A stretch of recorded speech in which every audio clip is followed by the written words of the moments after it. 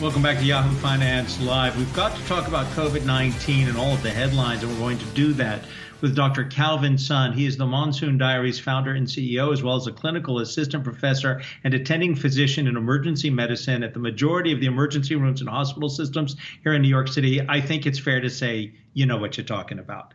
So let me ask you, we have President Biden highly critical of the moves of governors like Abbott in Texas to totally reopen and get rid of their mask mandates. Yet we have in New York, we're reopening. It's not a total reopening, but we're also opening up to indoor, 100 people can gather.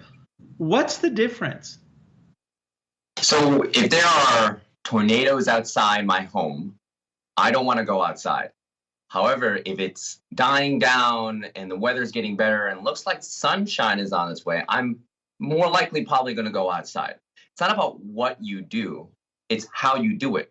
When you go out, when you decide as your parachute is landing you after you jump out of an airplane and you open your parachute, when do you cut the rope and land on your feet? Or do you even cut the rope at all?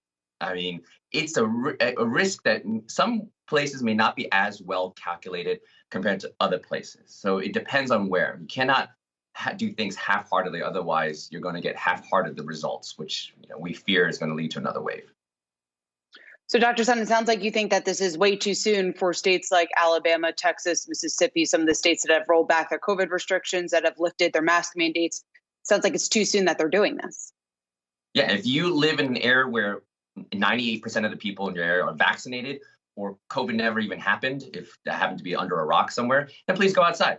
Please, you don't have to wear a mask in the middle of the woods somewhere. However, your prevalence rates are like 10, 20%. Your grandma might get it, let alone someone in your family member might die from COVID, and you're not fully vaccinated. Maybe it's not a good time to go outside. It's really, you can do whatever you want is the idea of living here, but you also have to assume the responsibility of when something bad happens if you were to do everything you want. And unfortunately, if everyone chose to do that, it's not a very sustainable society to live in. So that's why we have these rules and mandates.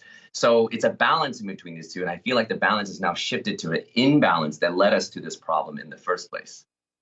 So I can't bash reporters because I am one, and yet reporters are going to talk about how we see cases surging in Europe. Beware United States. Is it fair for us to raise those concerns? I mean, our approaches to all of this are different, the European countries versus the U.S. Should we be alarmed as we see it go up over there about what it truly means for us here? It's more of a warning that what could happen there could happen here. I mean, what New York went through in March and April, we ran alarm bells to the rest of the country to tell them it's coming. And yet the rest of the country, despite whatever New York went through, it's the same country, went through a second, third, fourth, fifth wave, plus second, third, fourth lockdown, when New York only really went through one lockdown. It's a warning. What could happen there could happen here. And it's, if you fail to prepare to fail. So, but at the same time, Europeans are different from Americans. You have to also, meet people where they are and communicate in the way they fully understand. What can work in Scandinavia may not work in the United States of America. But it's, again, the communication and the messaging while taking into the facts. It's up to us to synthesize it and deliver in a way that people can absorb it and, make an effective action out of it that protects others as well as themselves. Doctor, let's talk vaccination efforts. You work in a number of hospitals throughout New York City. What are you seeing on the ground just in terms of the number of people that are getting vaccinated throughout the hospitals and just the rate that we should be at or would like to be at this point?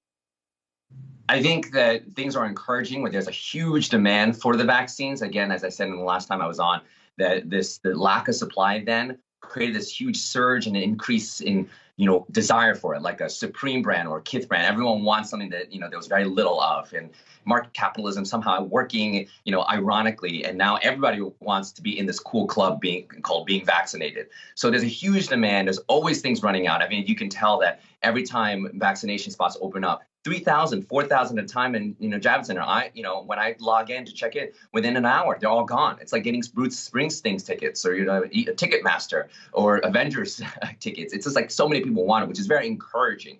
And what I'm seeing on the ground of the people who are getting vaccinated, I'm seeing so many side effects, them being relief, joy, catharsis, and just a feeling that a huge weight has been lifted off their shoulders. So that's all really good stuff so far. And I think it's been very encouraging relative to what we've been through in the last year. But again, relative, the bar has been set very low but with last year. Back in the day, I would have traded you my Tina Turner tickets for a vaccine. Got to ask you, though, you talk about supply and demand. If you go on the sites, and so many pharmacies, this is myopic to New York, pharmacies have it. And there are appointments available if you're 65 or older. What's that about? I mean, go on right now to the Walgreens site. You'll see appointments available, Doesn't sound like they're running out. Yeah, if you had the ability to give it to everyone, ideally everyone should get it 20 minutes ago, 100%, all at once. That's ideal. Obviously, that's not practical. There is a supply issue where people have to be wary of just giving it all out. Look at videos of elsewhere around the world where like 1,000 people crowding a small little office, causing mayhem and chaos, thus further spreading the virus. So you don't want, the what happened in Contagion. Remember that movie where so many people wanted something and they ended up demanding it and they ended up causing a super spreader event. So you have to do it in a controlled fashion, given the high demand for it. Demand is encouraging, but again, you want to treat the people that most likely will overwhelm the hospitals if they are not vaccinated. That is why they're targeting the people that if they were to get COVID first or without being vaccinated, they will more likely come to the hospital. 65 years and older with comorbidities are the reason why they should be vaccinated first. And if they don't want it anymore, or they've been fully vaccinated, then we move down the tier systematically instead of just giving it to everyone who can more sleazily cut the line. But those are the people who will not likely overwhelm our hospitals if they were not vaccinated. There's an art to this. Vaccines do not prevent infection or spread as so much they prevent death. What we want to do is prevent overwhelming our hospital system, which is why we vaccinate the most vulnerable first. You are one of our favorite experts on this topic, Dr. Calvin Sun, the Monsoon Diaries founder and CEO. I'm not going to go through all of the other accolades here and titles because you've earned them and you are someone who knows what they're talking about. Thank you for joining us. We'll be right back.